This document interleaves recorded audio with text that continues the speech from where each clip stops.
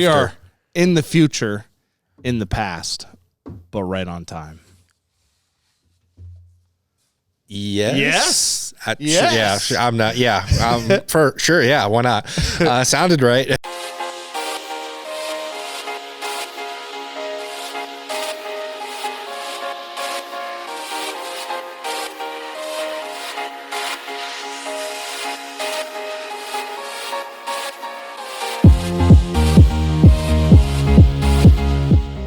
Hello, welcome to another edition of Popcorn Bucket List, and this actually might have been one of the hardest outlines I've had to write, not because of what we're talking about, but because my hands were frozen typing this. It's cold. I don't heat my apartment very well. And it's good. It saves money. It does, and luckily I live alone. Otherwise, yeah, we'd have problems. But yeah, it was legitimately, like, no joke. When I was first typing this, there was a lot of spelling errors. That's all right. Spelling errors are so overrated. I couldn't feel my fingers. People get so uppity about spelling. Spelling's not that big a deal. Plus, we got autocorrect on these Word documents now. So yeah. It's all good. As long as you're somewhat close, you're fine. Yeah, exactly. Yeah. You know you messed up when it shows a spelling error and then you click on it, it's like no other suggestions or whatever, and then you're like, what am I typing? No, it just means that language model hasn't learned enough yet. Or I'm just that far off. Nope. No such thing. Okay, so if I'm going back to my high school days when I was a thrower in track and field, if I throw it out of bounds, am I out of bounds, or has the sport just not adapted to my way yet? No, you're wrong there. But spelling's like it's make believe. It's not set in stone or anything. It's on paper. I was on board with you there until you said spelling was make believe. I thought you were gonna be like Matthew McConaughey in Wolf of Wall Street there. What does he say in Wolf of Wall Street? It's all fake. It's not on the elemental chart. It doesn't exist. Exactly. I agree with him. All right. If you want to agree with Matthew McConaughey, you go knock yourself out and do that, I guess. Hearsay. Yeah, we are going to be doing a little something different, however, for this episode, though. As many of you may know, we do film these generally Tuesday afternoon and put them out Thursday. However, this week, the 2026 Oscar nominations are going to be announced at the time of this recording Thursday morning. Yep. So we essentially had two options. Either A, wait a whole week to talk about it, so that by the time you actually hear our thoughts, it'll actually have been a week since those were announced, or record part of our episode on Tuesday and then wait Thursday morning and record the rest of that Thursday at noon. So we chose the latter because I like to make my life difficult than it already is. So do I. Yeah, you like to make my life. You like to make my life more difficult than it already is. Yes, that we can agree on. So this first part here and the rest of the episode, we're filming usual on Tuesday. However, like I said, we will be essentially cutting to our more or less right away reactions after the nominations are released Thursday morning. So let's just cut to that right now. So yeah, for our opening spotlight here today, we are talking Oscar nominations just hours after it happened here. Listen, 4 hours roughly, give or take. And we are in the future, in the past, but right on time. Yes. Yes. Yeah, I'm not. Yeah, for sure. Yeah, why not? Sounded right. But basically, it is just a few hours after the nominations dropped here. It's interesting. I was able to watch this morning here. You were pretty busy this morning, so you have no idea. I had no idea. You have no context as of right now. The only thing was my friend upstairs, Alex, told me that the Kellerland guy said that Sinners was going to be nominated for 14 Oscars, and that's a new record because it's more than Lord of the Rings and Titanic. And I said, dude, that guy's crazy. Well, granted, I think they'll be nominated for a lot, but 14, that's a lot. You're going to be mind blown. Do you know, don't spoil it for him. Maybe I'm saying that to... All right, let's go. Anti-mind blow you. Let's go. Anyways, so I wish I had taken better notes then, since I didn't realize you had seen it, because I haven't seen nothing. We were talking about this before the show. They go through it so quickly. I don't have time to type it all out. Yeah. Any thoughts, like quick thoughts or whatever. So I was just watching it. I was like, put on whatever category they're talking about, and just what are my first thoughts that came to mind. Some of them I didn't really have any thoughts on it, but yeah, one of the first ones they talked about here. Here's something I think you will enjoy here. One of the first ones they talked about was Best Supporting Actress. One of the horror movies did get a little recognition here. Weapons, Best Supporting Actress. Sorry, Woody. If that's not an omen for what else is going to go on here right now, I guess I don't know what else is. Yeah, so Weapons did get one nomination here. Okay. I was a little surprised by that. Best Supporting Actress in that category. There was no real surprise in makeup and hairstyling. Trying to think what were some of the... So one of the... At a certain point, I started noticing Sentimental Value was getting a lot of love here, and it wasn't... I think it was finally original screenplay. By the time they got to that award, I was like, okay, that one's been talked about a lot here. This is one of, I would say this is the big one of the international films that is getting a lot of love in other categories here. That every year we have that one international film that gets a lot of recognition. Parasite. That just kind of that gets kind of not only Best Picture but also Best International, but also other categories. This year that was Sentimental Love. This is I believe a Norway film. That's got Brendan Gleeson in it, or no, one of the Skarsgårds. I was thinking of Gleeson because I'm thinking of later on here. The dad. Yep. So that was an interesting one. Let's talk about one of the new categories, Best Casting. This is apparently one of the first new categories in the Oscars in like 25 years, I think they said here in the broadcast. Let's break down. So these are the first ones that have the chance to be the first ones to win this category here. It involves Hamnet, Marty Supreme, One Battle After Another, The Secret Agent. I believe that was another international film that also got some big moments, as well as Sinners. Those were the 5 for best casting here. So we're kind of going into this one blind. There's no real data or whatever baseline. There's nothing else we can look to from previous years to kind of help us determine which one we think is going to be the better one here. So just hearing that list cold here, which one do you think might be the front runner? Interesting. Well, I haven't seen all of these films, but I'm thinking like Sinners has a pretty big cast, pretty diverse, pretty wide range. One Battle After Another, I haven't seen that one yet. I don't know. Like, I know obviously Leo's in it and maybe a copper or two, but I don't know how big. Whereas with Sinners, like, when I mean diverse, I mean you have the vampires, you have the dancers, you have the 2 brothers, you have the people that are in the building.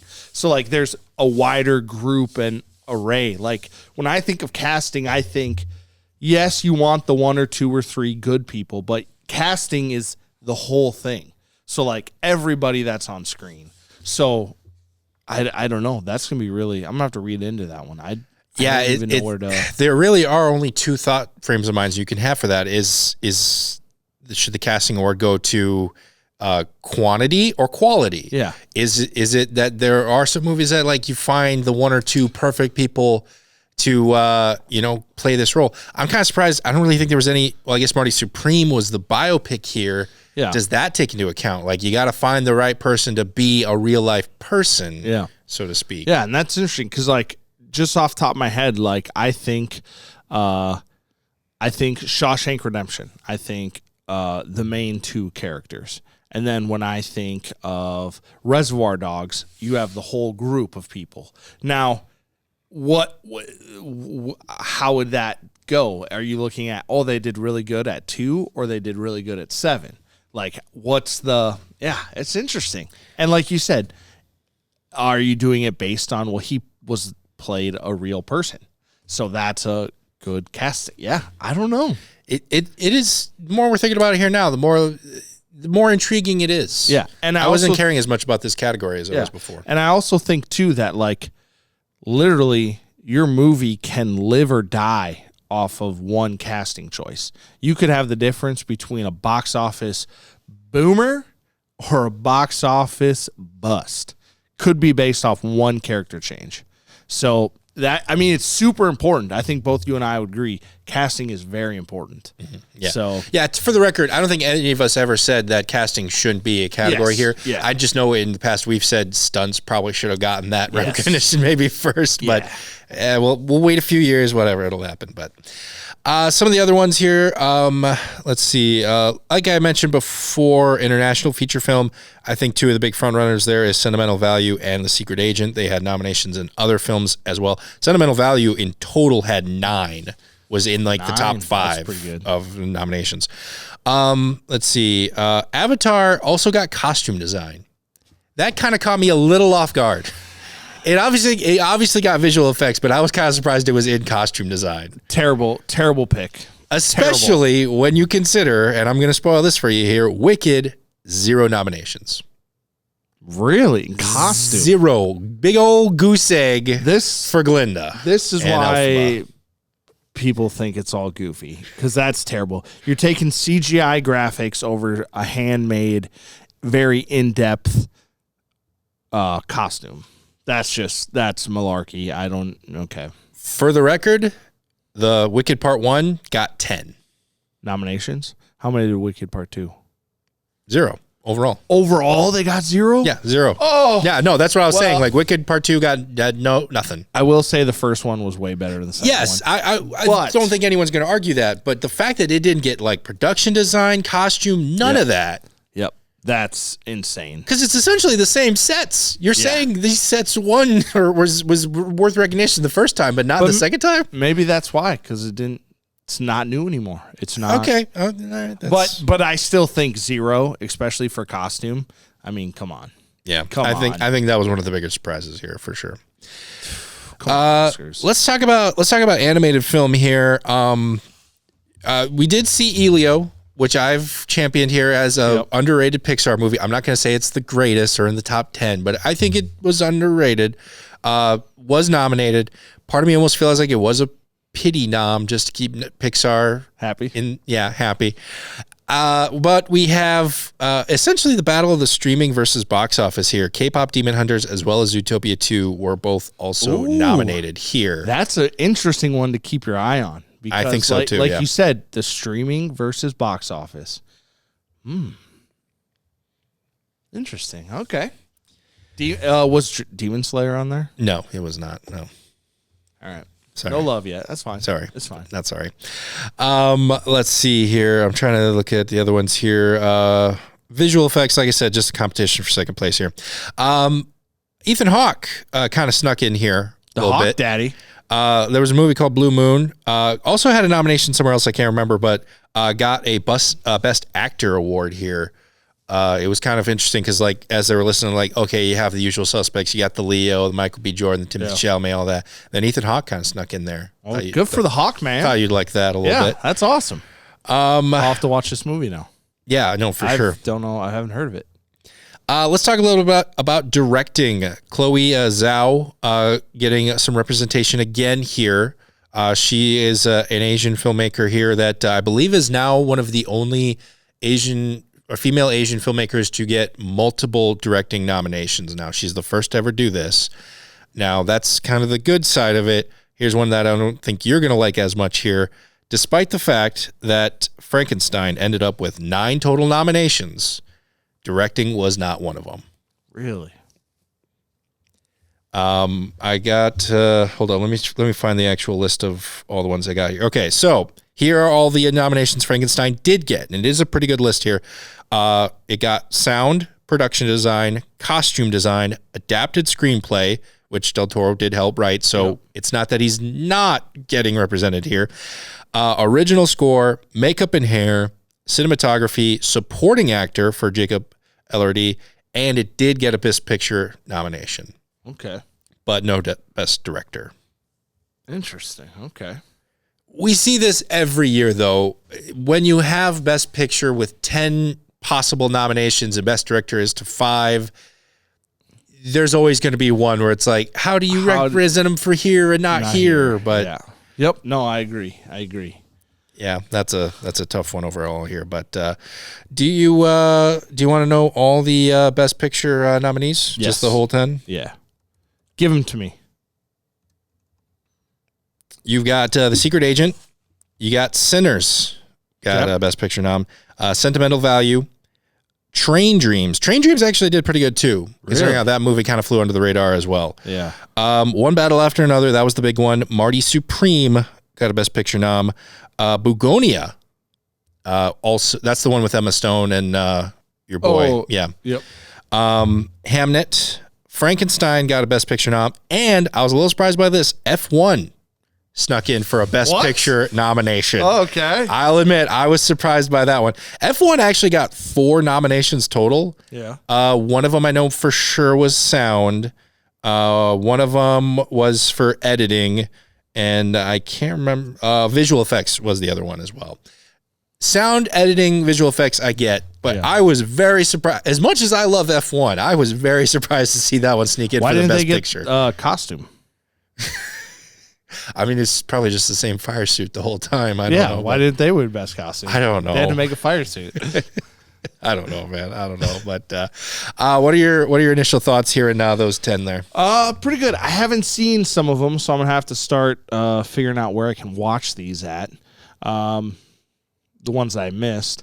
Pretty good. I assumed Sinners was gonna be on there. That's kind of, I think, my pick out of those 3. I haven't seen One Battle After Another yet, but I think probably Sinners is my lead for right now. It's a good lead. I think, in my opinion, I think there's better movies, but I'm not the Screen Actors Guild. That's not. I don't think that's what. Anyways, isn't that what the Oscars are? Let's cut that. I would have to agree with you, Ryan, on the Sinners thing being the best pick. I think for me, that's number 1 too. So trying to look over here, what are some other notes I had? So looking back at last year, you had a total of 50 movies that were nominated. This year was 51 movies that were nominated. So a little bit more spread out, I guess. But here is the big thing, actually. But before we actually talk about that, let's go over the top 5 most nominated. Most of these we have already mentioned here. But looking at the top 5 most nominated here, 3rd, 4th, and 5th were tied with 9 nominations each. So in alphabetical order here, you have Frankenstein, you got Marty Supreme, and like I said before, Sentimental Value. Marty Supreme. Okay. Marty Supreme does sound like a order from Taco Bell or something like that. Like, give me a Marty Supreme. Yeah. Like, why didn't they do a tie-in for that? For Taco Bell? That would have been great. That would have been huge. Or like for Boston Market or something. I don't know. Coming in excuse me, 2nd overall in nominations with 13 total nominations. 13. Hold on. One Battle After Another. That is correct. Yep. That is correct. Coming in 2nd place there. And 13. Taking the top spot. With 14? With 16. 16. 16 total nominations, Sinners. That's insane. It is. Now, to be fair, that is a little bit of a weighted stat because they added extra because of casting. Exactly. Yep. But if you remove that, it still would have been 15, which I believe still would have been the record. I think so. But now they've just extended it by twofold, I guess. Here. How many of those do you think they're going to win? That is the big question here, I feel like. I think they'll win a handful. I think they'll win a lot, actually. I do. So here's what I want. Obviously, it was my favorite movie of the year, so that's what I want.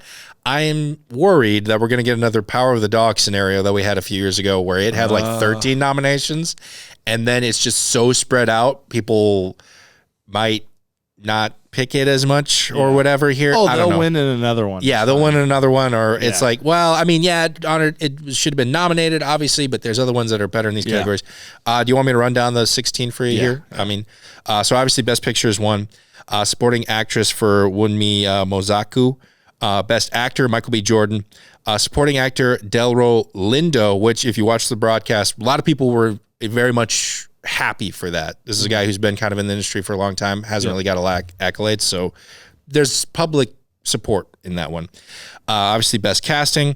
This one did get Best Director with Ryan Coogler. Cinematography, Makeup and Hair, Original Score, Original Screenplay, Costume Design, Original Song, Editing, Production Design, Sound, and Visual Effects. So here we have a movie that is very much in songs and sound, and it is very like old-timey. You have some of the older costumes. Hollywood loves that. They do. This movie hit a lot of the points that Hollywood loves and everything like that. So I don't know. I think it'll get a few for sure, but I don't know if it's going to get a majority. Yeah, I think it'll get a few, but it'll be interesting I'll have to go back and look through those categories and see, because like special effects, Avatar. Yeah, obviously, the story's garbage. Story's not garbage. Some of the dialogue is bad, but the visuals are beautiful. They look really good. But that's how do you compete with that? I don't know. It's definitely casting a wide net. Yes, that's for sure. Yep. And I am worried that it's going to end up they're going to like win 4, and it's going to be kind of one of those things where it's like, well, it only won 25% or whatever. It's like, yeah, but 4 wins is pretty big in the Oscar ceremony. Yeah, in the Oscars, that's huge. So, did they announce who's hosting it? Conan O'Brien's coming back. Conan O'Brien, okay. Yeah, he's coming back. So cool. Should be funny. Yeah, should be good. Should be a good show. I think there's some pretty competitive categories here, though. I think there's a few that it's going to be a little bit tougher to pick some of our winners, I think so, too. For sure. So, watch this. F1 gets 4 for 4, and Sinners only gets like 2 or something like that. That'd be insane. Well, for it to get 4 for 4, I'd have to win Best Picture, which would be the upset of the century. It would be. But there's a lot of F1 fans out there.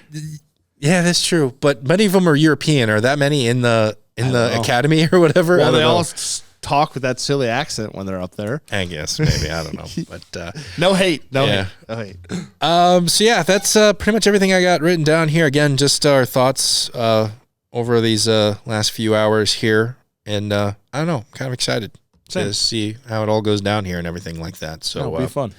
Any other thoughts you have? No. Congratulations, Sinners. That's huge. I didn't think it was going to be that many. I knew there was a lot of buzz.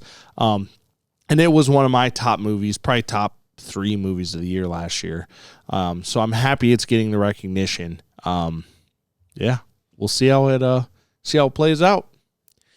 Yeah, those are all our thoughts here on this Oscar nomination as we get closer and closer to the Oscar ceremony. Let us know your thoughts down in the comments down below, which ones you think got snubbed, who you would have rathered been there, something like that, or which ones you are fully pulling for. Let us know in the comments down below. And again, keep an eye out as we will be doing another Oscars watch party here in the next coming months here. And we'll also be sending out the link to vote. We'll probably do that again if we can find it. Also, you mentioned earlier, trying to find where some of these are to watch. Last few years, I have been making sure I've been kind of doing the research. I make notes on the Word document we share, but also I've been posting to all the people out there. Keep an eye out for that on our social media channels. I will post where you can find these movies on streaming services if you have them and all that, and that way you can watch as many of these as you can before the ceremony. So. Yep, and a lot of times also theaters will, as it leads up to it, they'll start reprinting or re-showing these films in theaters. It might only be for 3 or 4 days, but you might have a chance. You got to keep your eye out for it. You got to keep your eye out because, Marty Supreme is here this weekend. And it'll be there for the weekend. Then next weekend, it's like, Sinners is back in theaters again. You can go watch it. So, And some of these international films, you'll be able to see that you probably would have not. They're probably not on a streaming service yet. And the internet. I've noticed in the past, the international films are usually the harder ones. They're on Prime, but you got to rent them more often than not. So it's kind of if you're willing to. I'll probably if I see sentimental value and it's nothing too crazy, 9 nominations, I'm gonna check that one out. Cover more ground there, but those are our thoughts. Let us know your thoughts in the comments down below. Hey, we talk a lot about movies on this channel, but sometimes the ones we talk about aren't the most accessible. That's where the Marshall-Lyon County Library comes in handy. They have a great collection of physical media, as well as a couple of online services with many options for movies, TV shows, and documentaries. It's easy. Just get your own library card at the Marshall-Lyon County Library and gain access to their large variety of movies, TV shows, and of course, books. Also, be sure to check back every month as we here at Popcorn Bucket List make specific movie recommendations based on a monthly theme.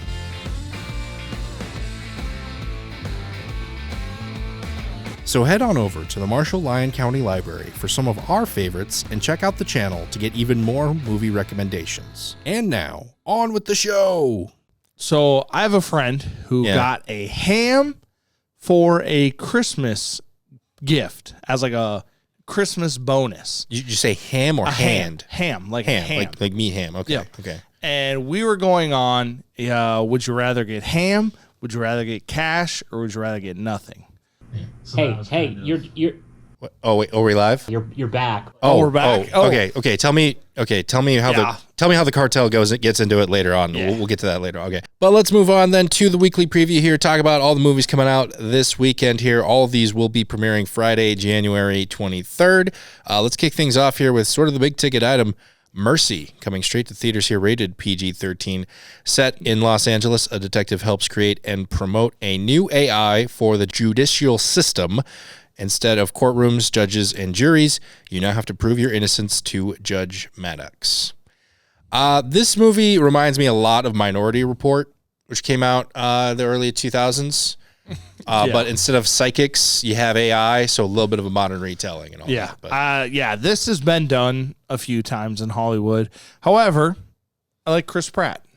I think it should be good. Who plays Maddox? I was actually going to say it's a good thing that you like Chris Pratt and Rebecca Ferguson. Yeah, Rebecca Ferguson, huge fan. Because they're going to be in about 70% of this movie just kind of looking at each other. Yeah. As long as it's better than War of the Worlds, then we should be all right. Then we should be good. I feel confident it will be at least better than War of the Worlds. It will be better as far as staring at screen movies or whatever like that. But it's an interesting concept, that's for sure here. Mm-hmm. And I will admit, I actually did have a short conversation with a friend of mine, I'd say a couple months ago, before I had ever seen this trailer for sure, of like kind of discussing this concept. I have no idea if the movie's going to be good. I have my doubts.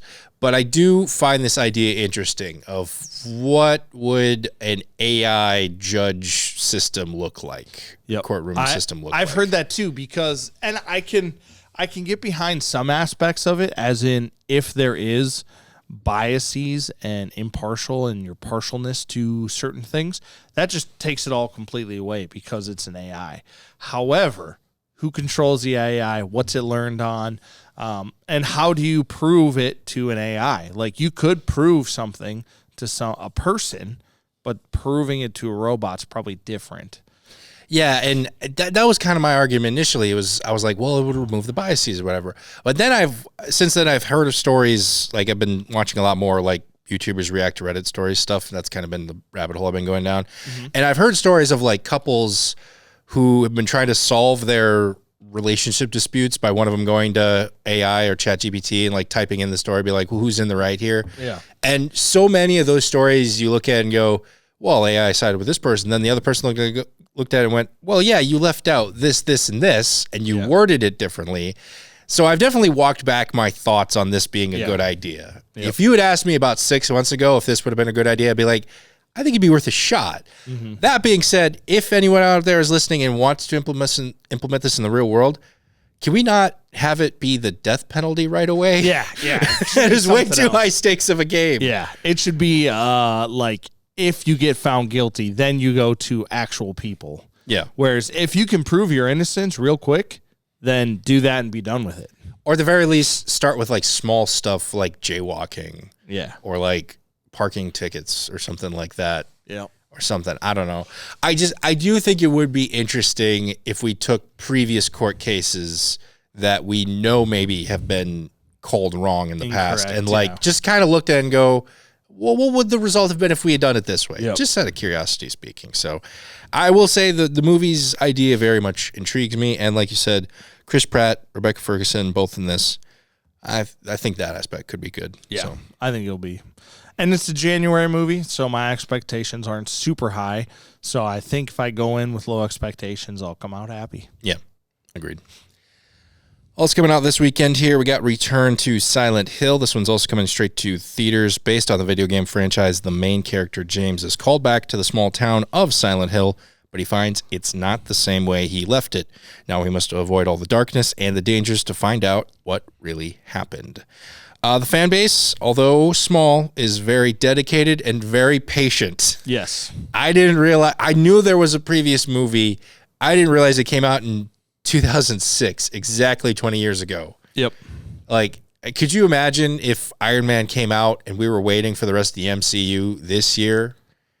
Like, that's for the next movie for Iron Man 2 or even the Incredible Hulk, whatever. Like, we had to wait 20 years for that. Yeah. Like, I got to give him props on that. But are you aware of this franchise? Do you know a little bit about it? I've played a little bit of the games back on like probably the PS2, probably. Maybe I don't think it was PlayStation 1. Maybe PS2.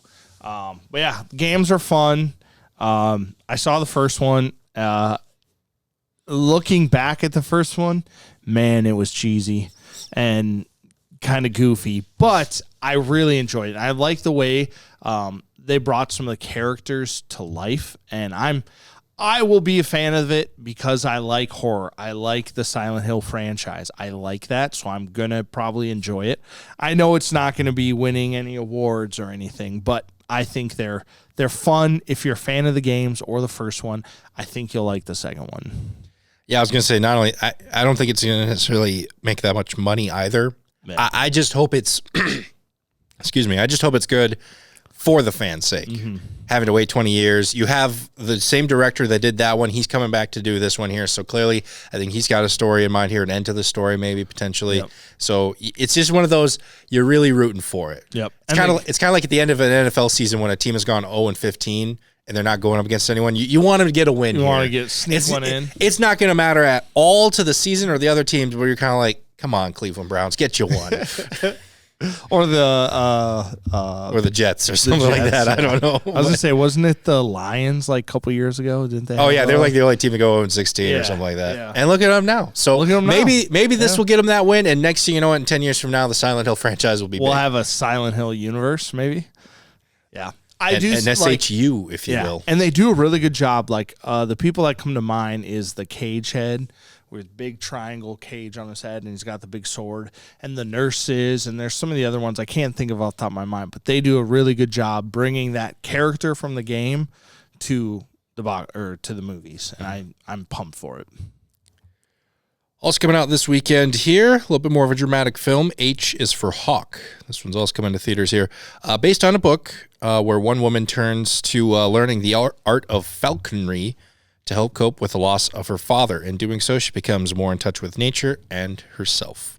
And for those of you who think that I just copy and paste that cheesy description off any old site, nope, wrote that myself. Oh, that was really good. Not sure if I want to take credit for that or not. That was really good. Yeah, thanks.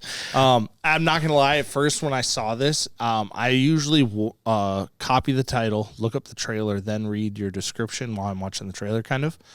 And at first, I was like, please tell me this is like a Tony Hawk movie. and I saw it, I was like, not Tony Hawk. It's like a Sesame Street spinoff or like, this episode's brought to you by the letter H for Tony Hawk. For Tony Hawk. That's what I was hoping for. And no. I bet you whoever does develop a Tony Hawk biopic is now going to look at this movie and be like, there's the name. We had the perfect title. Yeah. They took it from us. Yeah. But no, this. But last but certainly not least, here we got Mel Brooks, the 99-year-old man, coming straight to HBO Max. Now, technically, I guess this is a 2-part documentary. I didn't realize this. It was listed under the one website I look at for movies and all that. But then you go to IMDb and it's listed as a limited series. Turns out it's just a 2-part documentary, but we're still going to include it here because, well, I wanted to talk about Mel Brooks. Yeah. So it's. Mel Brooks. I make the outline, I make the rules, all right? And I break them. That's right. As I see fit. But yeah, the title here pretty much is self-explanatory. This is a documentary about the long career of Mel Brooks, who is approaching 100 years old this year. We've had now 2 big stars now. You had Dick Van Dyke, I believe. Was it that turned 100 last year, I believe? Hopefully Mel Brooks makes it to that. Hopefully. Milestone as well here, especially considering how we got Spaceballs 2 not coming out this year. I thought it was coming out this year, but no, it's coming out 2027. Next year. Okay. Which, yeah. Are they done filming it? I thought they were. Yeah. Or they had to be pretty close. And post-production usually takes a while, but if kind of like referring to what he said in the trailer, if he is doing the directing, the producing, doing all of that and being that old, he's probably doing something with the editing. So that could also take a long time if you're... Yeah, it could be. Yep. But in the number of comedians this guy has inspired, I feel like this documentary is just scratching the surface as far as the ones they've shown and everything like that. Mm-hmm. But not only that, the number of directors and writers and all that too.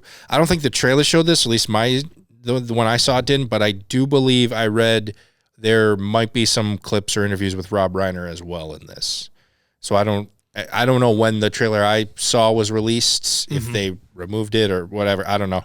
But just something to keep in mind there as well, possibly seeing that. But the whole project was produced by Judd Apatow as well as Michael Bonfiglio, who's done a lot of documentaries. Obviously, Apatow has done a lot in the comedic realm.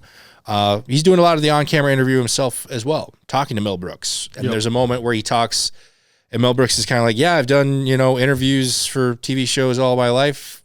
I don't think I've ever been true in any of them. Yeah, he said about half of them were just completely fake. Like 100% fake. He's playing like a character. He's playing like a caricature of himself or whatever, because he's a comedian. He's out there to make people laugh. He doesn't want people to know his real self or whatever. Yeah. So I will be interested to see this, just to see potentially the real Mel Brooks here maybe. So it could be interesting. But I don't know, what are your thoughts on this one overall? Yeah, same. He's a living legend. Luckily, he's still around. I remember the first time I saw Blazing Saddles, it was like, this is a real movie? Like, it was so... It was like something I'd never seen before. My young, tiny peanut brain.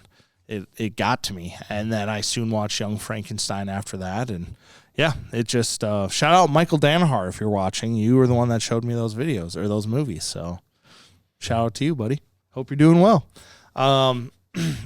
Yeah, I'm excited for it. I think, like, I don't always look forward that much to some of these... not history documentaries, but some of these documentaries about some people, because frankly, it doesn't matter to me. But I'm actually excited for this one.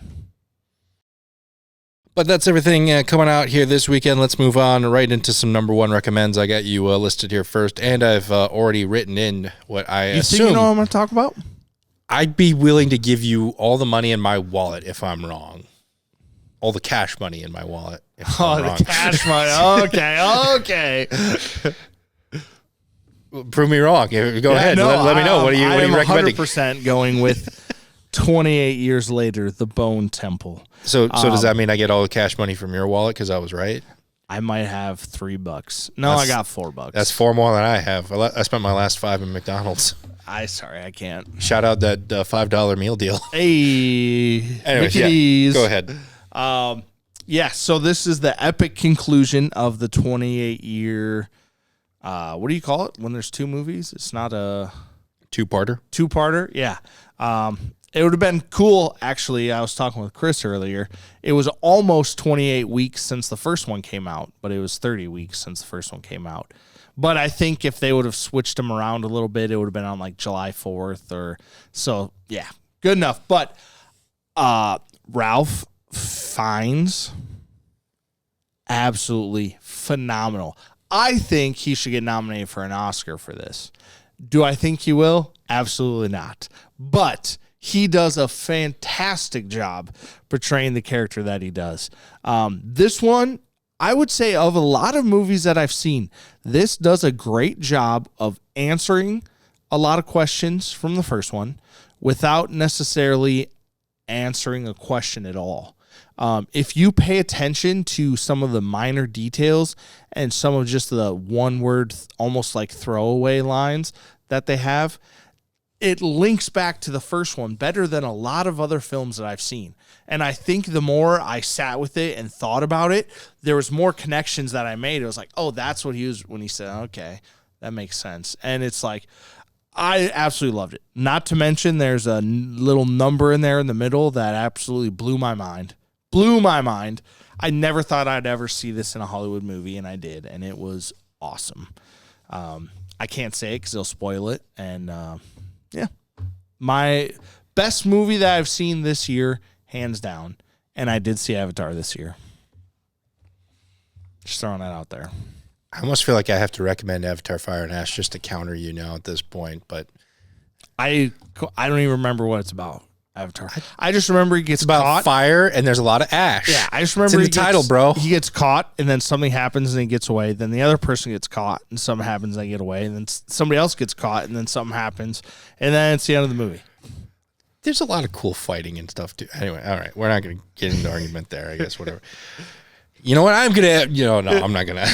I will kind of add to that, I guess. I'm actually going to recommend, because I did watch in preparation for this, the original 28 Weeks Later then as well, just to add to it. I will agree with you. I think initially when I left for 28 Years Later, Bone Temple, I wasn't as high on it. It's grown on me since then. And I've been thinking a lot about, the divisiveness of that first movie. And I think part of it is, when you look back at the first 28 days and 28 weeks later or whatever, it sort of reminded everyone the rules of the genre. Because I don't want to say 28 Days Later was like the first blazing zombie movie. It wasn't the first. But it was like the first one kind of this millennium that a lot of other properties have sort of taken from and as inspiration. I mean, Walking Dead is almost a shot-for-shot remake of 28 Days Later when you think about it. So when this one came along and completely ignored all those rules and did a whole bunch of different new things or whatever, I think people were kind of shocked by that. But I agree with you. I feel like this added to the world of 28 Days Later without really like stretching backwards doing it, and also had some really good moments. I mean, there's the one character who I was kind of not liking most of the time. And then I realized, well, that's part of the point. You're not supposed to like him. But B, there is a moment where he and Ralph Fiennes have a conversation. And I'm like, this is a really good scene and a really good conversation. Exactly. And he even says, he's like, this might be the best talk I've had in years. Because he's had to have this like persona or whatever this whole time. And it's this crazy what if world of a zombie apocalypse. Or I guess infected apocalypse, because I don't think they ever call them zombies, do they? I don't really think they did. They definitely didn't in 28 Days Later. I don't think they did in these last few or whatever. I think they just keep calling them infected or whatever. I don't know. They did a lot of good stuff here in all these movies. So I'll just say, just for the sake of something different, I'll say 28 Days Later as my recommend. Yeah, just watch that whole series. Yeah, it's a very interesting apocalypse franchise. And especially alluding to that scene you're talking about, you think you know this character, and then it kind of flips it all on its head, and it's like, I never thought about it from your point of view before, and this is normal. Yeah. Or this is correct. Yeah. So, yeah, so good. Yeah, I'd like to see. Well, yeah, I'm not gonna say what I'd like to see because I'd be kind of spoiling at the end too there. Yeah. So, but yeah, I wish more people had fallen in love with that original one, because I saw the box office numbers. It was almost in half the numbers 28 Years Later did. Yeah. So you could tell the people that, I mean, it proved so much how divisive that last one was. It literally split the audience down the middle, and the audience who liked it came back, and the other half didn't. Yep. And that is sometimes the unfortunate effect. Yep. Hopefully the good word will spread about this, because I think people are starting to like, oh, this was actually really good. I'm hoping that will. Maybe they got to release that Ralph Fiennes scene you're talking about. Maybe that'll get them back. So I don't know. So good. But that's going to do it for us here on this episode of PBL. Once again, make sure you comment below your thoughts on this year's Oscar nominations. And on that topic, be on the lookout for some announcements for our second annual Oscars watch party. Starting to brainstorm that, starting to put that together. Super looking forward to doing that again. For myself, Ryan, and Carter, we'd like to thank you so much for watching, and we will see you at the movies.